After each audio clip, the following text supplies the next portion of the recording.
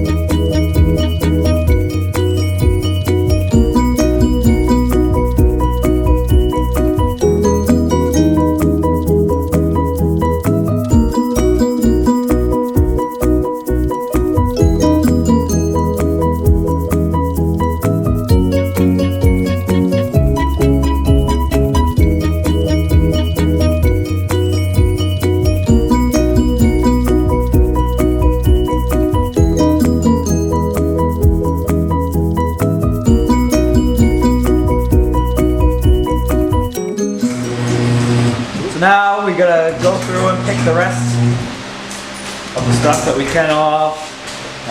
Still have this cartilage piece here that we gotta take out. Pretty much clean out the nasal cavities, the only thing we got left to do. So we're basically gonna work on that. We might give it a soaking for a little bit longer if it needs it. And then once everything's all cleaned up, we'll start the whitening process probably tomorrow. Seems like it shrunk. I mean, the rack was out. Yeah, the rack used to be bigger, but the problem is with the heat. The heat kind of shrunk it. It'll grow back once it cools off.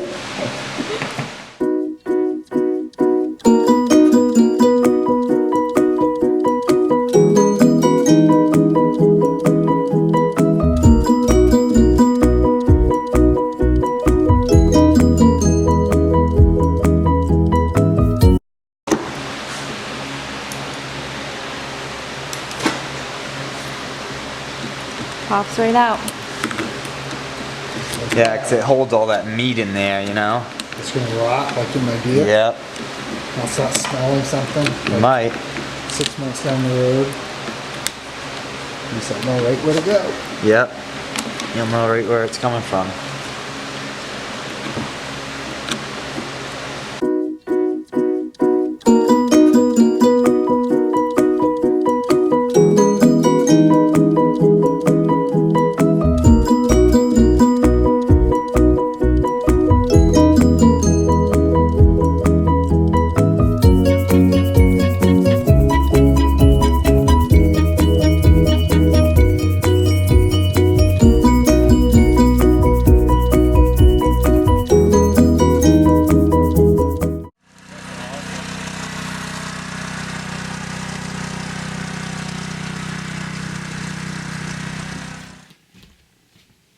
Alright guys, so the first thing you're going to want to do when you do it yourself moose, European mount, and even if you're doing a deer, whatever you're doing really, once you've got your correct size container that you're going to be boiling in, you're going to want to use some Dawn dish soap.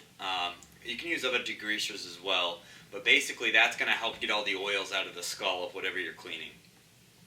So once you get that in your water, you've got the burner on, and you've got a good simmer going. That's the biggest thing, is you don't want to boil the water. You want to keep it at like a moderate simmer.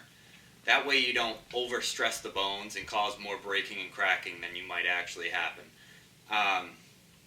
With that being said, once you've got a good simmer going on, you want to get as much flesh and as much meat off the skull as you possibly can, because that's going to basically cut down your boiling time. After you've got all your meat off and you've got the skull as clean as you can get it, I'm going to submerge it in. I like to do it around 2 hours. I found 2 hours seems to be about the best time before you do your first cleaning with the pressure washer. You're going to remove it, pressure wash as much as you can. I definitely suggest using clothes that you don't care about, because you are going to get covered in this stuff. After you've done the first round, I've normally found it takes about 2 rounds of pressure washing to get it mostly all clean. After the second round of pressure washing, I like to take my tools, whether it's a small screwdriver, coat hanger, stuff like that, just to get the little stuff that you weren't able to get. Make sure it's all completely clean. And once you've got it all pretty much completely clean, you're ready to move on to the whitening. And I'm going to show you how that goes right now.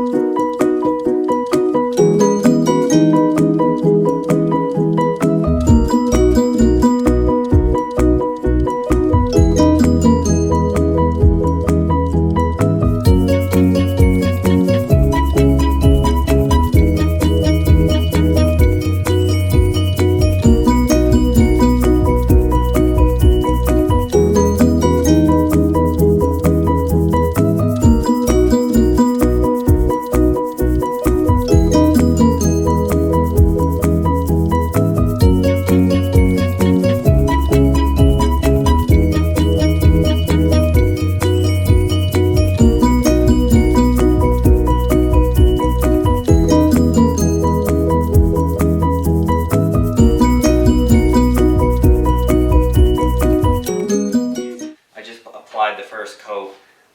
We're using a peroxide cream, which you don't want to use bleach. Bleach is actually can actually ruin and damage the skull. So you want to use peroxide. We've got 50 volume that we got offline. This is a gallon container. This stuff's pretty nasty. It's a chemical, so you're going to want to use some gloves when you put it on. So, like I said, we just got the first coat on, and we're getting ready to put, once this coat dries, we'll do the second round of this stuff. What I didn't do this round that I wish I would have on last year's deer, is I like to buy a packet of the powder as well as the cream peroxide and make a little bit of a mixture. Basically the powder is just going to thicken it up, so it's going to stick to the skull a lot better. Just the peroxide will work, but as you can see, it's kind of dripping off more than it should be. So we'll probably do 2 or 3 coats depending on how it looks. We're going to let it sit overnight like this, and then tomorrow morning I'm going to rinse it clean, and then I'm going to let it dry throughout the day. And then when I get out of work, I'm going to come and put another coat on and then do the same thing again. We'll let it dry, see how it looks until you get the whiteness that you're looking for. It usually takes 2 or 3 times.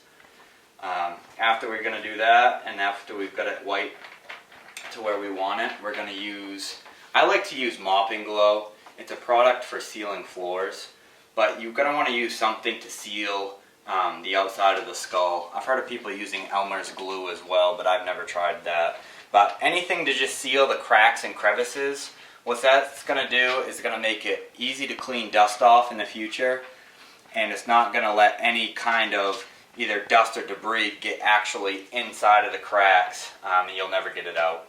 So it's going to help it stay a lot whiter and a lot longer, and it also, the Mopping Glow actually has a lemon scent to it, so it kind of takes the scent away if you've got any left material in the skull. So that's about it. Once this coat dries and I'm ready to put the second coat on, I'll show you guys the finished product of me sealing it, and that'll be the end of the tutorial.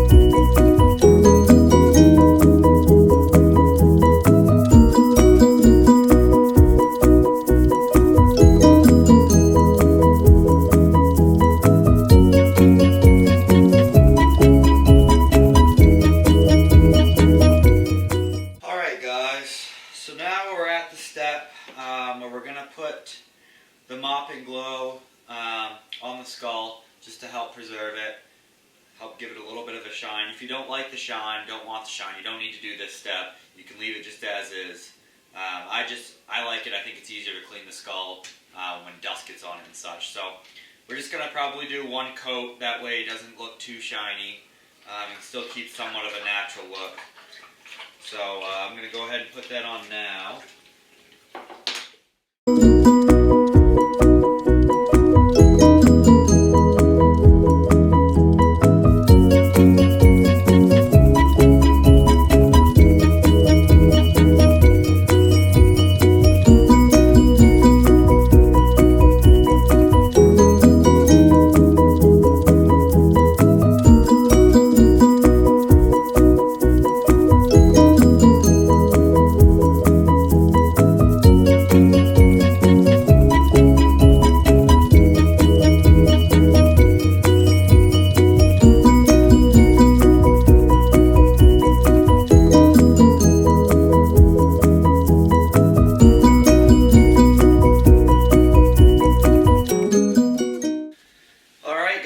Well, there's your final product.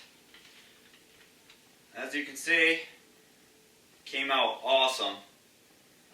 So like I said, as long as you follow the steps and go through, each individual step, be careful with your peroxide step that you're not going to get any on the bases because it will discolor this natural nice brown look. So be careful with that step. Same with the pressure washer, Try to keep as much of the nasal cavity in contact as you can. But it's one of those things where you'd rather have it clean than to have everything still, in here as far as bone structure. Nobody's going to look at it and notice, if you're missing some of the nasal cavity. So the number one thing is to get it clean. So the last step, as I said before, something you don't have to do. I like to do it. Gives it a bit of a fragrance. So, invest your time in it. And I probably got about 7 hours in this, I would say, 6 or 7 hours. And that's me really taking my time, going through thoroughly. So have fun with it, guys. And as always, like and subscribe to this video, please. And help the channel grow. And we'll see you on the next one.